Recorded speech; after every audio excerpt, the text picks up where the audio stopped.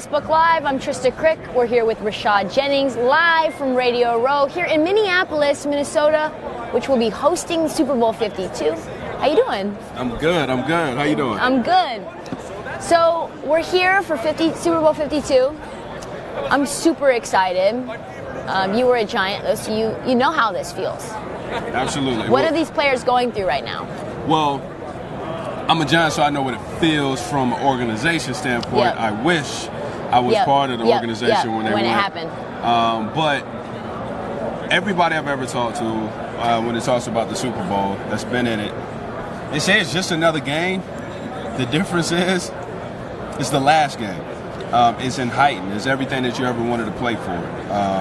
And so their energy levels are going to be skyrocketing. The hardest thing for most players that I've talked to that's been in this game is to keep their nerves calm, because the adrenaline to kick in, and if you overexerted too much pregame, it's going to be a long day. So I think just keeping the anxiety down, and the only way you can do that is just like any other day, and that's focusing in on the work. So we saw the Philadelphia Eagles at opening night, and they seemed really excited. They had selfie sticks, they were joking around, and then the Patriots feel like, this is just something we already had circled on our calendar all year. This is where we belong. This is where we're always at. So do you think that the fact that the Eagles haven't been here in a long time, and they are so excited and embracing the moment, and they're so happy, is that a positive, or is that maybe potentially a negative for them in terms of their performance in this game? I don't think it's a negative at all. Excitement's never a negative, because they're building. Super Bowl is something hard to get to. I want excitement. I want a team in a locker room that's going to go out there and give it their all and be full the whole entire week. It's a business trip, but this is a dream trip. And I'm going to treat it that way. I would be excited. No, I don't think. And they should be excited. They're about to win their first Super Bowl. Oh, so that's what it is. That's what it is. I'd be excited, too. Tell me more about that. So before each season starts, me and my buddies, we predict who's going to be in the Super Bowl, right? So this is when I wasn't in the league, and then obviously I retired, so I wasn't in the league. I predicted that the Philadelphia Eagles was going to be playing against the Jacksonville Jaguars before the preseason started. Before preseason. So you're talking about a time when it was Blake Bortles versus Chad Henne, which was, nobody wanted to make that decision, not because it was an embarrassment of riches, because it was like, these quarterbacks are not the one. So you thought, even though, was it a Jalen Ramsey factor? What was the reason that you thought they were going to be able to get in? One, I played against Philadelphia for the last 3 years, twice a year. I knew what kind of team they had. I knew their defense inside and out. Literally inside and out. And then I also saw the acquisitions that they made during the offseason. So I said, with those players, they're going to be in it. They got a shot, at least. And then with Jacksonville, pound for pound, they got one of the best, most talented rosters in the NFL. Now, people want to say, obviously, that they feel that Blake Bortles is not elite, that Chad is not elite, but their defense is pretty remarkable, unbelievable. Plus, they brought in Coach Coughlin back hometown, and I know what type of attitude he brings to an organization. So I said, in that division, I believe they have the shot to be the best in that division. And I think that from that attitude, they can slip and win a couple games and get in the Super Bowl. That's what I was going to ask you about is Tom Coughlin, you were a Jag and you were a Giant. And, of course, you have a great relationship with Tom Coughlin as him as your head coach. What has he been able to do, not just because of the roster that the Jags have, but what is he able to do from a cultural and work ethic perspective for the Jags that have brought them to this place so fast? Well, one thing about Coach Coughlin, I love him. I really do. He's a great man and a great coach. One of the first things he mentioned when I took part of the organization to be a Giant, the first quote I can remember just like of him, I used to take notes all day when he talked. He said that expectations never change, but people do. Faces, in and out. Organization, like the expectation is never going to change to make it to the Super Bowl. His chemistry, his demeanor, his ability to lead a room and grasp everybody's attention is rare. You don't get that, especially when you're playing in the NFL with a bunch of men that have families. that are grown, to talk in front of everyone who has wealth and who are true men, like to the sense of American Gladiator. And to get everybody to buy into something is very difficult to do, and he has that ability. So him going back home to Jacksonville, where his house is, where his favorite golf course is, and going back to who was the part of the franchise to start it, it brings a different type of energy, and it brings hope and a belief that they can do it. So that's what he brings.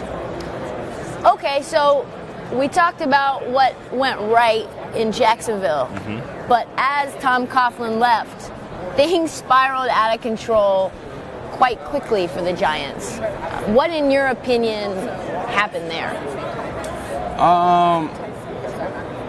The first year Coach Coughlin left, Ben McAdoo took over, and we went to the playoffs. Right. Lost to Green Bay in the playoffs. And then the following year, which I didn't participate in. I'm glad that you made that pretty clear. I wasn't part of that. It was a whirlwind, and it's crazy. No one ever would have expected that. But, obviously the injuries play a factor. But I'm telling you, for whatever reason, you got to bring everything. I mean, sometimes the ball just don't fall your way. Sometimes. Right. It really is. But you need a certain energy and leadership. I mean, obviously, everybody's responsibility is going to fall back down to leadership. And I think it wasn't as strong as it always has been. But, me being a Giants fan, one, and then also part of the organization, I know for a fact that the ownership, everybody, does nothing tirelessly but try to figure out the best position to put people in. And, some people we had a down year, period. That's what it is. Put it in the books, mark it, and it ain't going to ever happen again. It seems befuddling, I think, to all of us. And now Pat Shurmur's going to come in and hopefully turn things around and innovate the offense. But his history is a track record of winning and knowing what he's doing. He does that, and he certainly has made Stephon Diggs, Adam Thielen. He uses all of his weapons. But when you lose games like that, the amount of games that the Giants lost this year, when you had a history of winning, just being a winning franchise in general, do guys start to give up? Absolutely not. No. Now I've been on some poor teams before. Like, even if you play with the same organization in and out every year, you play on a different team. And so I played with 8 different teams. Faces change. And inside that locker room, inside the organization, there is not a loser's mentality. There is not a quit feel that you feel in the locker room ever. So no, I know for a fact that never has happened. Even individually, play by play, like, I'm just gonna not give it every bit of my energy to get to that spot, or run that route as tight as I possibly can, because we're down 21-0 or something along those lines. Yeah, that comes more to the pride of a man. Yep.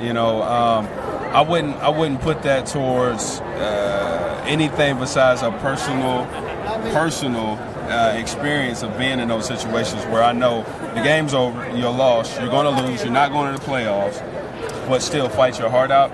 It's because you got pride. You got a last name on the back of your jersey. It's your resume. It's your occupation. It's your chosen profession. It's not an obligation to play in the NFL. It's a privilege. And because of that factor, you're not going to see people quit on the field. Unless they're quitters. Why do you think that we're now seeing a resurgence of dominance at the running back position? I think because the media want to highlight it. I mean, it's always been a dominant position and always will. I think, too, the game is starting to refocus on utilizing the running back outside just running the ball as well. Scat back type. Scat back, catching the ball out the backfield, realizing that if you can't protect the quarterback, it's going to be a long day. The running back is a big piece of the puzzle to the game. And quite frankly, you haven't I mean, did you see how many passes Tom Brady throws to the running back? Yeah, exactly. You see how many screens? You see how many ways they get the ball in their running back's hands? Yeah, Rex Burkhead is huge on that. Deion Lewis, James White. They do it The only person in, that year didn't out. do that last year was LeGarrette Blount. It was in the red zone, and he didn't really catch many catches out of the Right, backfield. because yeah. they had James and exactly. they also had other players doing it. But there's no. Tell me any team that hasn't found ways to utilize their running backs in a major way to make the playoffs. Well, Right. who else was in the playoffs? In the Super Bowl last year? Atlanta. Right. We want to talk about their 2 running backs. Running back is a premier spot that obviously, I'm biased to one, but the quarterback position obviously is the engineer of everything.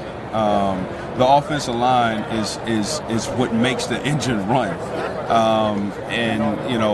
it's the receiver. Everything works together. That's why I love the sport of football. One person can't just change everything, but one person gets the focus usually, and that's the quarterback. Right.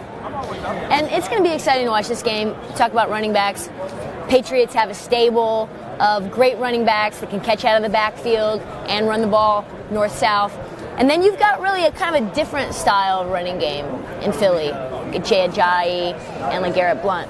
What do you make of those 2 teams and their running games and how they've been able to use their running backs differently? And why do you think the Eagles are going to win the game outside of maybe just their defensive front? I mean, outside the defensive front, which is one of the biggest reasons, I like their leadership in the back end with Jenkins too. They've been playing sound football. They pride themselves on defense. Quite frankly, they've been able to ride their defense in a lot of ways. They got a lot to prove, especially with not having their quarterback, who's going to be huge in this league. And then the offensive line really is good, and they don't get a lot of credit. Nobody really talks about Philly's line, but they play outstanding football. What do you expect from Foles?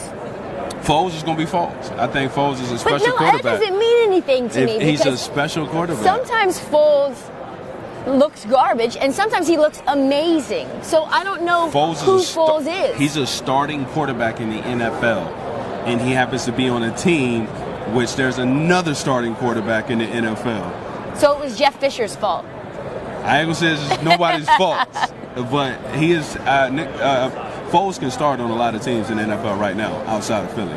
This is facts. Right. And so he's also another reason why I think Foles is great. When we played against Oakland, I was happened to be on the sideline when he threw 7 touchdowns. I was watching this happen. He's accurate. He's poised. He sees the whole entire field.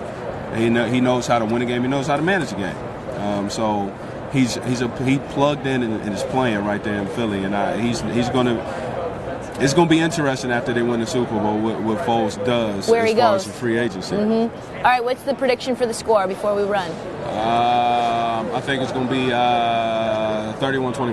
31-24. Well, that's all the time that we have. I could talk to you all day. Thank you so much for joining us. A lot of thoughtful commentary. We're going to be on Radio Row all week talking to athletes. Make sure that you stick with us. Oh, Rashad Jennings here on behalf of Tyson's. Make sure you keep it locked.